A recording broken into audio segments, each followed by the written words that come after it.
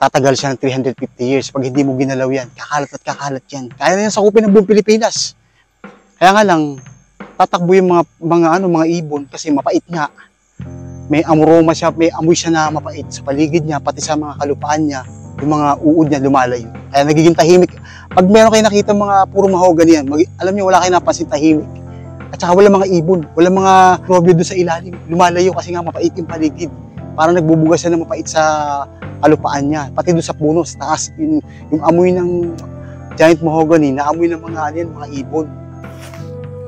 Magandang araw po sa inyo lahat, mga kahani. Napakaganda po ng topic na ngayon at parang ulan na yata at parang kumukulog na.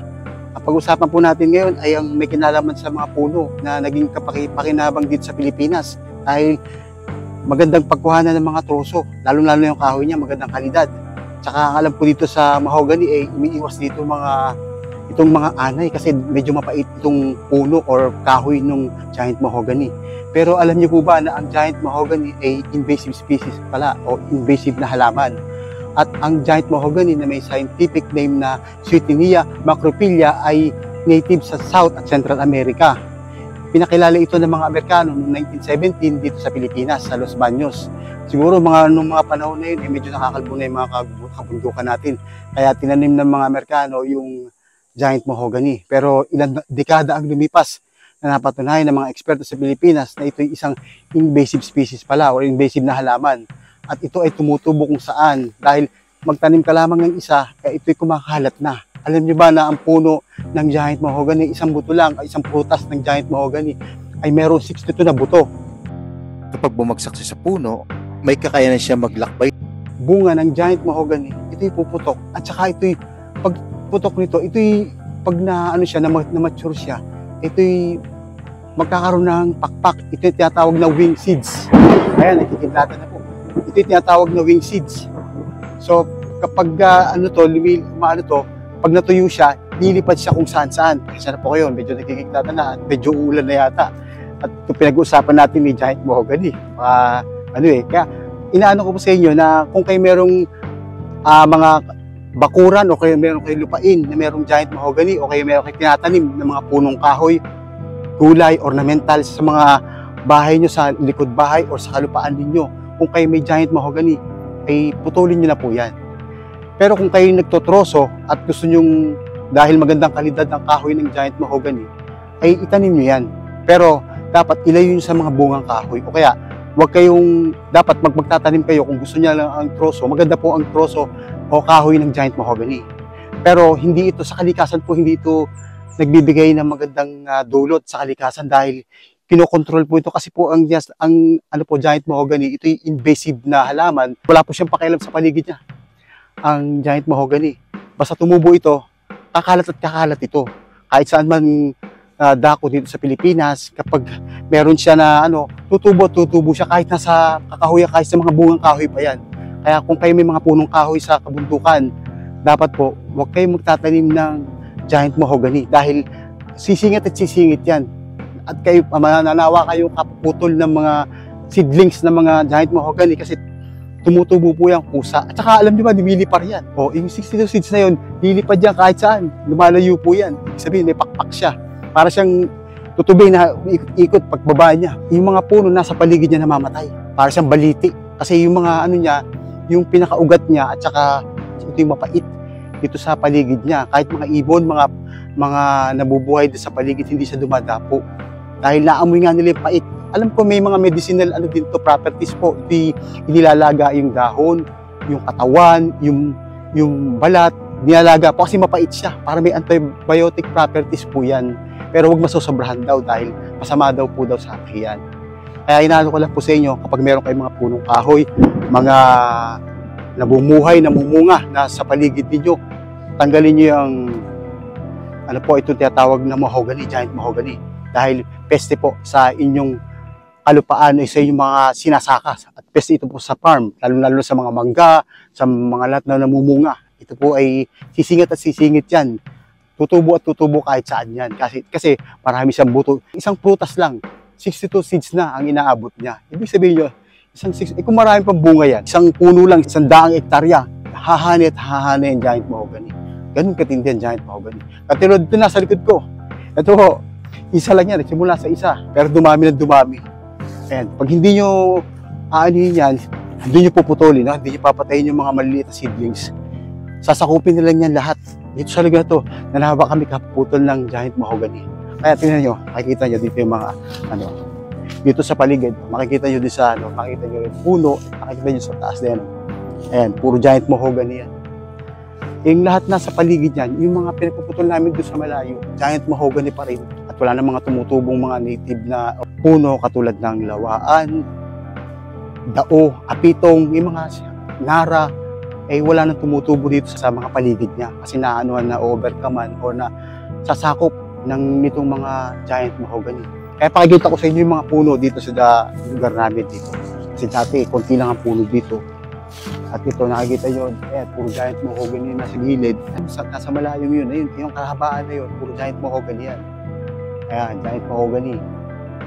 Isang puno lang ng giant mahogany, pag yan namunga, kakalat at kakalat na siya, hahanay na siya. Kaya napakagandang halaman, napakagandang puno talaga. Kaya nga lang, katulad na sabi ko sa inyo, invasive ito. Ang mga ibon dyan, hindi na masyado nagdadadapo kasi nga mapait. Mapait ang paligid, mapait yung lupa. Kahit nga yung mga uod, hindi na siya namumuhay din sa paligid niya. Nawawala na yung mga organismo sa ilalim. Para siyang ghost, na kagubatan. Dahil nawawala na yung mga maiingay, nawawala na yung mga insekto sa ilalim. Namamatay. Kaya kasi kumakalat siya, mabilis siyang kumalat. Narito tayo sa medyo mataas na lugar na, ng kabundukan. Ito yung pinakapataas na bahagi. At pakikita ko sa inyo yung puno ng mahogany, giant mahogany. At narito po tayo sa padausdos na bahagi ng lupa. Ito yung matalik na pataas na lupa. At ito, katulad ng sinabi ko sa inyo, yung giant mahogany. Ayun yung giant mahogany. Ayun, nasa lugar na yun. Nasa kabila. Ito, nasa lugar na to. Umaabot siya, malayo inaabot ng mga seedlings niya. Akala yung 62 seeds yan, 62 buto. May mga pakpak yan na lumilipad, wing seeds na tinatawag. Kaya kung pag siya, tumutubo na siya, lalo't mga tag-ulan. Pag tag-ulan yan, tsaka nagtutubo yung mga buto. Ito, puputulin natin to. Itong giant mahogany nung araw kasi lagi kaming tatanim ng giant mahogany.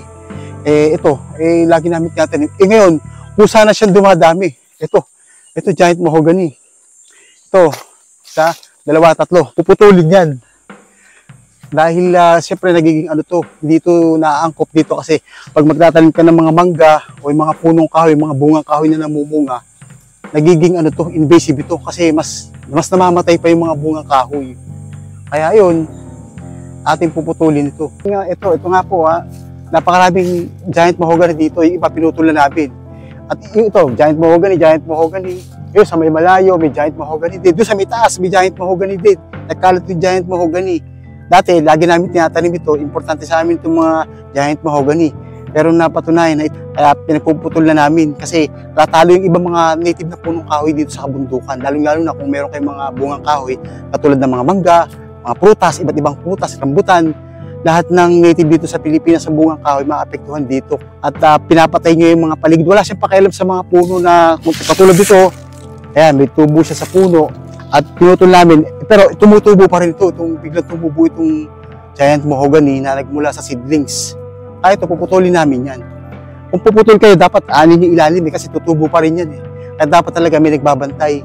Kasi kung walang magbabantay yan, pagbalik ninyo mga 10 taon, punong-puno na ng mga giant mahogany yan.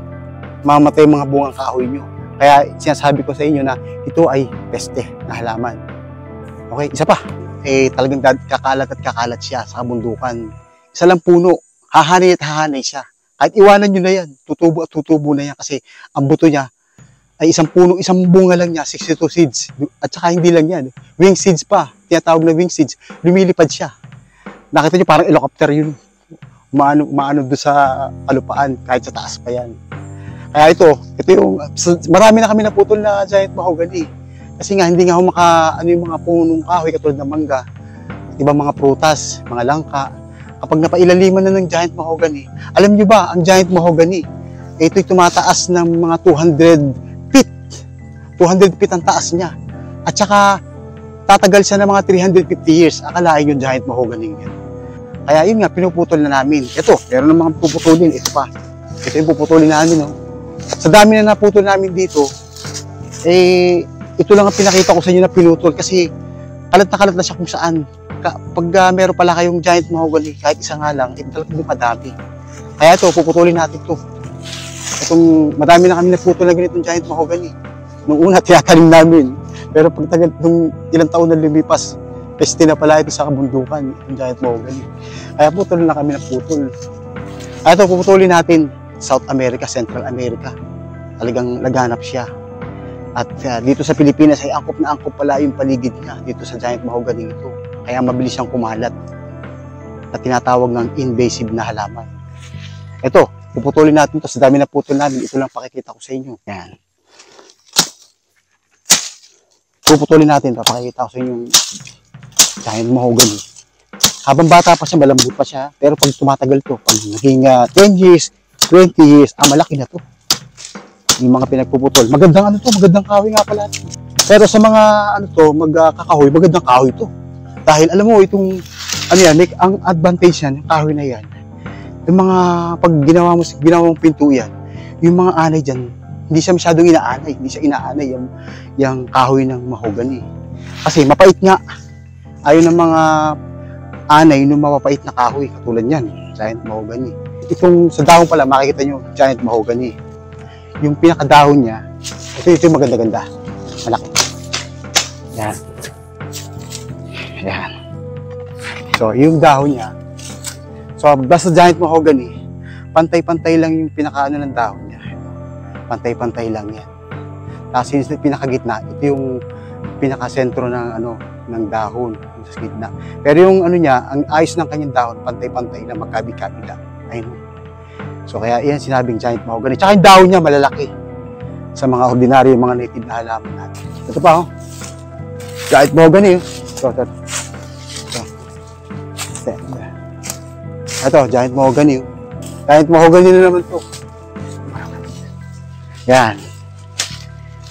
So, puputulin natin to, giant mahogany. Kaya pag walang nagbabantay, talagang lahat tutubuan na nito, giant mahogany. Kahit saan siya, kahit sa maraming puno yan, sisingit at sisingit yan. Yung giant mahogany, makikipagkompetensya sa lupa. Kaya pala, putol kami ng putol. Marami naman tubo ng tubo. Na giant mahogany. Putulin natin to. Putulin na po natin. Ito.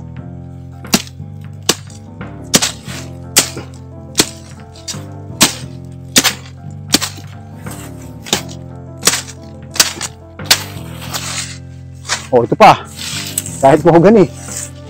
At saan, may giant mahogany. Puro giant mahogany.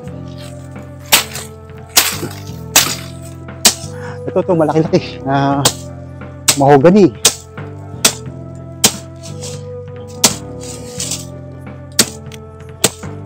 Pag hindi talaga babantay mabuti, wala na, sasakupin na yung mga kalupaan ninyo. Sayang naman na magiging yung mga bungang kahoy nyo.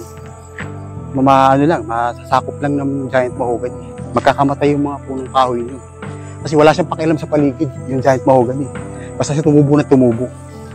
Kaya nga lang, yung mga sa paligid, katulad na sabi ko, hindi nagiging balanse sa kalikasan. Yung mga bungang kahoy, sana tumubo. May lagi nasa paligid itong mahogany. Kaya putol kami ng putol. At hanggang dito na lang po mga kani. Sana po nakapagbigay ako sa inyo ng konting kaalaman tungkol sa kahalagahan at hindi kahalagahan ng giant mahogany. At maging mapayapa at maging masagana ang inyong paghahalaman at inyong pagtatanim sa inyong mga lupain. Okay? Maraming salamat po. Kahit saan po kayo sa dako ng Pilipinas. Maraming salamat po. Paalam! Paalam!